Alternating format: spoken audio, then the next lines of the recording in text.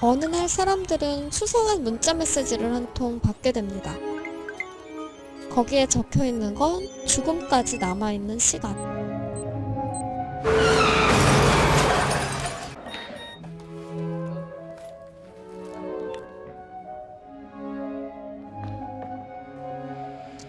메시지를 받은 사람들의 반응은 제각각입니다. 이전과 같은 생활을 지속하는 사람들이 있는가 하면 바로 그 순간 회사를 때려치는 사람들도 있습니다.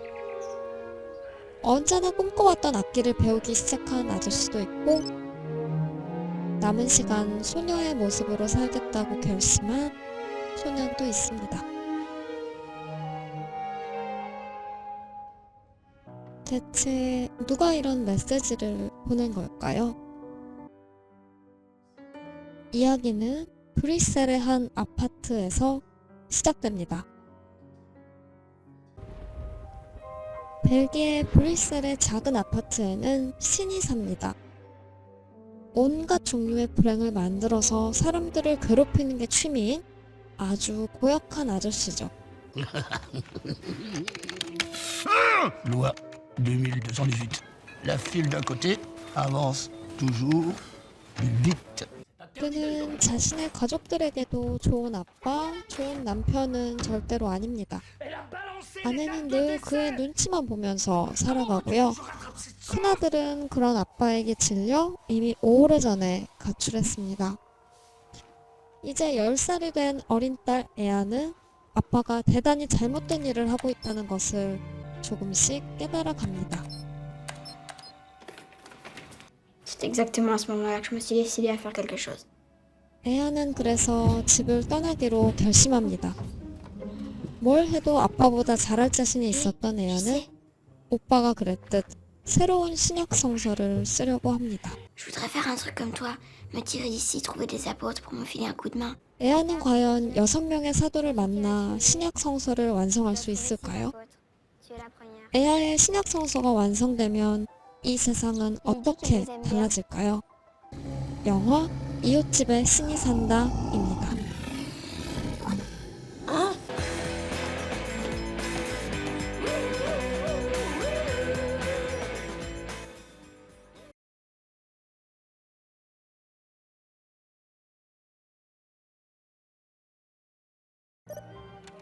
영상 초반부에 보여드렸던 소동이 바로 에아의 작품이었습니다. 사람들의 고통을 즐기는 아빠에 대한 복수였죠. 에아가 바라던 대로 아빠는 무척이나 고통스러워합니다. Elle a balancé les dates de décès. 그런데 좀 궁금하죠?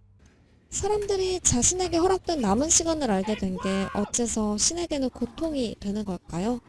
Les gens, je les tenais par les couilles parce qu'ils ne savaient pas quand ils allaient mourir. Mais maintenant, ils savent. Ils vont vouloir décider de ce qu'ils font du reste de leur vie. Tu comprends ça? 그는 이렇게 사람들을 통제의 대상으로 바라봅니다. 사람들이 각자 타고난 모습대로 자유롭게 살기보다는 자신의 권위에 복종하기를 바라죠. 하지만 언제 죽을지를 알게 된 사람들은 자기 인생의 시간표를 스스로 그리기 시작했습니다. 자신을 갑작스런 죽음으로부터 지켜달라고 불안을 떨면서 기도하는 대신에 주어진 시간 내에 할 수 있는 것들을 하기 시작한 것입니다. 자신에게 남은 시간을 받아들고 나서야 사람들은 깨달았습니다. 인생의 소중한 시간이 지금 이 순간에도 흘러가고 있다는 것을. 그래서 사람들은 오로지 자신을 위해 행동하기 시작했습니다. 따분한 사람들과 하찮은 일을 하면서 보내기에는 남은 시간이 너무 아까우니까요. 저도 가끔 죽음을 생각합니다. 만약 내가 1년 뒤에 죽는다면 어떤 걸 가장 후회할까? 이런 생각을 하다 보면 그동안 하고 싶지만 용기가 없어서 못했던 것들을 저지를 수 있게 되더라고요. 언제 닥칠지 모르는 죽음에 대해 생각하면서 순간에 더 충실해야겠다는 그런 생각, 다짐을 하게 되었던 것 같습니다. 만약 여러분께 저런 메시지가 온다면 어떻게 하시겠습니까?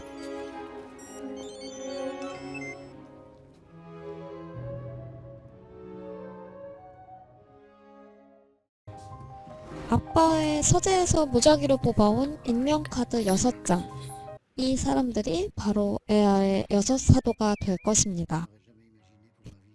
에아는 빅터와 함께 그들을 찾아가 이야기를 듣습니다. 빅터는 그들의 이야기로 새로운 신학 성서를 쓰고 에아는 그들 내면에 귀를 기울여 각자의 음악을 찾아줍니다.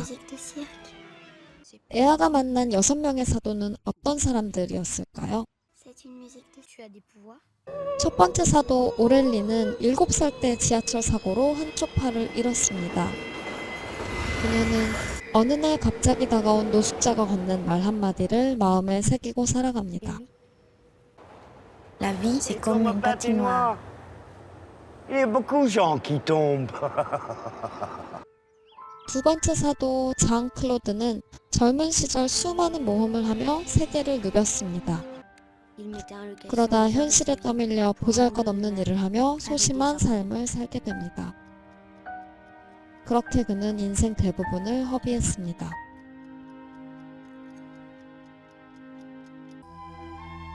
세 번째 사도 마크는 자신을 색정광이라고 소개합니다. J'aime beaucoup votre coupe de 여자에 cheveux. 관심이 많지만 정작 제대로 된 데이트는 한 번도 못 해봤죠. 그러면서도 9살 때 한 번 만난 첫사랑을 아주 소중하게 기억하고 있습니다. 네 번째 사도 프랑소와는 사람들의 사망 일시가 뿌려진 바로 그날 암살을 시작합니다. 어렸을 때부터 자신의 존재 이유가 살생이라 믿었던 그는 이제 아무런 죄책감 없이 사람들에게 총을 겨눕니다. 살듯이 죽든 살든 어차피 그건 그 사람의 운명이거든요. 다섯 번째 사도 마르틴은 부유한 사업가 남편을 둔 덕에 경제적으로는 부족함이 없지만 마음은 늘 텅 비어 있습니다. 남편이 출장으로 자리를 비우면 마르틴은 거리에서 젊은 남자를 돈으로 사들입니다. 여섯 번째 사도 윌리는 언제나 엄마의 걱정거리였습니다. 엄마는 몸이 약한 윌리를 걱정하며 약을 먹이고 주사를 놓고 병원에 데려갔지만 사실 진짜 환자는 윌리가 아니라 윌리의 엄마였습니다. 엄마가 몰래 주사하던 당뇨약은 윌리의 췌장을 태워버렸고 윌리는 그렇게 결국 진짜 환자가 되었습니다. 6명의 사도는 몸이 건조하게 하루하루를 살아가고 있었습니다. 과거의 상처와 현실의 제약에 발목이 잡힌 그들은 오래전에 웃음을 잃어버렸습니다. 에아는 굉장히 독특한 방법으로 그들을 웃게 합니다. 예를 들어 마르틴은 서커스단의 고릴라를 만나며 행복의 눈을 뜨게 되는데요. 이거는 일반적인 상식으로는 굉장히 이해하기가 어렵고 다른 사람에게 함부로 해줄 수도 없는 조언입니다. 뭐 마음이 텅 비어서 외롭다면 고릴라랑 연애하세요. 이런 식으로 조언할 수 없잖아요. 바로 이 지점이 에아의 독특한 접근 방식이라고 볼 수 있을 것 같습니다. 에아는 그들이 듣지 못하는 마음의 소리를 대신 들어줍니다. 그리고 그것을 바탕으로 각 사도에게 알맞은 조언을 해주죠. Depuis, il passait ses journées à inventer les nouvelles lois de l'emmerdement universel. 에아의 아빠는 모든 사람이 따라야 하는 공통 규칙을 만들고 그것을 통해 사람들을 지배하려고 했지만 에아는 각자에게 남은 시간을 알려줌으로써 스스로 각성할 수 있는 계기를 일단 선물해 주었고요. 여전히 각성하지 못한 사람들에게는 그들의 마음의 소리와 상황을 고려해서 다양한 방법으로 그들의 족쇄를 끊어주었습니다. 아빠가 지배하려 하는 신이었다면 에아는 해방시켜주는 신이라고 볼 수 있을 것 같습니다.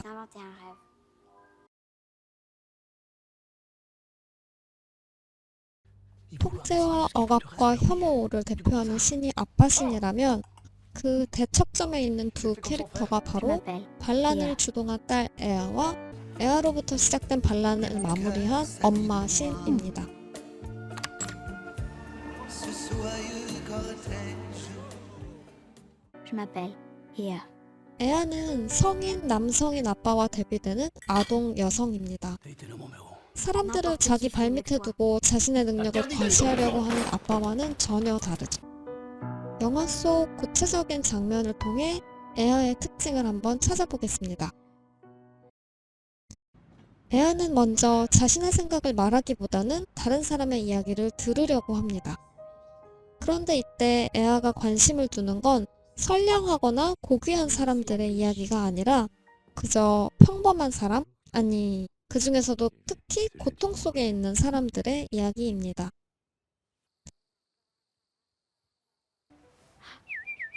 에아는 동물들의 언어를 이해하고요. 사람들의 마음의 소리를 대신 들어줍니다.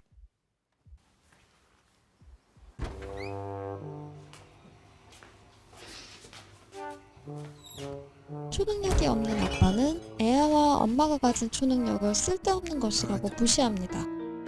그러면서 자신의 전능함을 과시하죠. 하지만 에아는 그런 아빠와 다릅니다. Il y a plein de trucs que je sais pas faire. Pleurer par exemple. Il y a plein de trucs que j'ai jamais fait. J'ai jamais rien vu du monde. J'ai jamais mangé une pomme. J'ai jamais vu la mer. Je ne sais pas pleurer. Il y a des tas de choses que je ne sais pas faire. 우는 법을 모르는 에아가 사람들의 눈물을 모으는 장면은 에아와 아빠가 얼마나 다른지 보여줍니다. Je prends les larmes des gens. 자신이 이해할 수 없는 것을 무시하려던 아빠와 달리 에아는 그것마저 포용하고 소중하게 다뤄줍니다. 에아는 겸손합니다. 햄 샌드위치를 복제하는 기적을 보여주고서도 Ça marche pas toujours, mais parfois. Parfois il manque le jambon. 이제 엄마 얘기를 한번 살펴볼까요? Comment sortir de la merde? 항상 윽박만 지르는 아빠 앞에서 엄마는 아무 말도 하지 못합니다. Tu ne comprends rien en fait, hein? Tu ne dis rien parce que tu ne comprends rien. Et pourquoi tu ne comprends rien? Parce que tu ne penses rien! 이 장면은 전형적인 가정폭력의 한 장면처럼 보여서 굉장히 마음이 아팠는데요. 엄마는 아빠의 폭력적인 시스템 안에서 너무 오랜 시간을 살았기 때문에 자신을 방어하고 표현할 수 있는 언어를 이미 잃어버린 상태인 거죠. 하지만 에아는 아직 아빠의 시스템에 그렇게 물들지 않았습니다. 말싸움도 하고 반항도 할 정도의 언어도 가지고 있고 에너지도 가지고 있죠. 그래서 에아는 감옥 같은 집을 뛰쳐나와서 사람들의 이야기를 들어주는 방식으로 6명의 사도를 모으게 되고요. 그 결과 엄마는 잃어버린 능력을 되찾게 됩니다. Bonjour, déesse. Je suis heureux de vous revoir.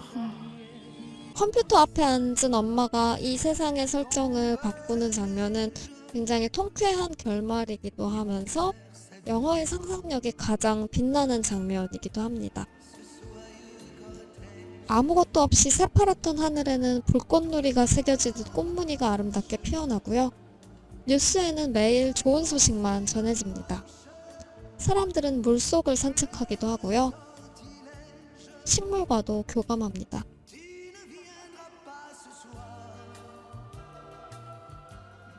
외눈박이 인간이 어울려 살고 인간과 고릴라가 가족을 이루며 남자도 임신을 합니다. 엄마가 바꿔놓은 세상의 모습은 이렇게나 무해하고 아름답고 재밌습니다.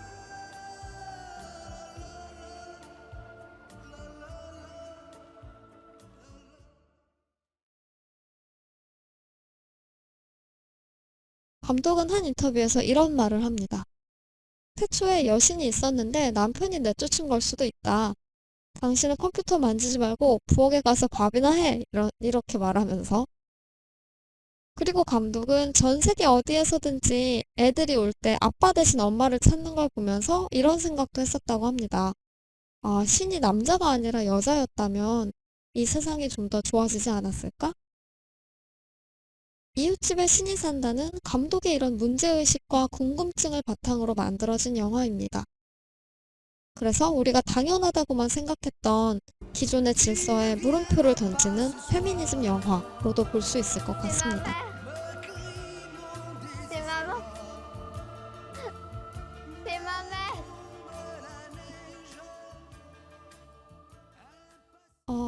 영화를 보고 제가 가장 궁금했던 건 이 영화가 공개된 당시에 종교계 반응이었는데요. 저는 일단 무교라서 재밌게 보긴 했는데 이게 설정이나 뭐 간간히 나오는 대사들이 신도들의 입장에서는 약간 반감을 느낄 수도 있을 것 같았거든요. 그래서 감독 인터뷰를 좀 찾아봤는데 역시나 기자들이 이거에 대해서 질문을 많이 했더라고요. 아무래도 종교가 민감한 주제니까요. 그래서 이 영화를 공개하고 난 다음에 뭔가 종교단체로부터 항의 같은 것을 받아본 적이 있느냐라고 묻자 감독은 특별히 그런 항의 같은 것은 없었다라고 답변을 했습니다. 오히려 그런 작은 교회 커뮤니티에서는 이 영화를 꼭 보라 막 이런 추천글들이 오고 갔다고 해요. 왜냐면 이게 종교에서의 여성 지위에 대한 문제를 제기하는 영화인데 그 문제의식 자체가 뭐 최근에 종교계 신도들도 마찬가지로 고민하는 주제이기 때문에 오히려 그런 긍정적인 피드백들이 많았다고 합니다. 페미니즘이나 종교처럼 다소 민감할 수 있는 주제를 유머러스하고 센스 있게 다룬 영화입니다. 저는 일단 이 영화를 보고 이 감독의 다른 영화들을 좀 더 찾아보고 싶다라는 생각이 들었고요. 그리고 만약에 정말 신이 존재한다면 이래라 저래라 하고 막 화내고 혼내는 신보다는 애아처럼 제 마음의 소리를 들어주고 저를 이해해주는 신이라면 좋겠다라는 생각을 해봤고요. 그리고 사람들이 자기에게 주어진 시간이 얼마인지 메시지를 통해 알게 되는 그 장면을 보면서는 역시 한 번 더 죽음에 대해 생각할 수 있었습니다. 독특한 상상력이 즐거웠던 영화 이웃집에 신이 산다 였습니다.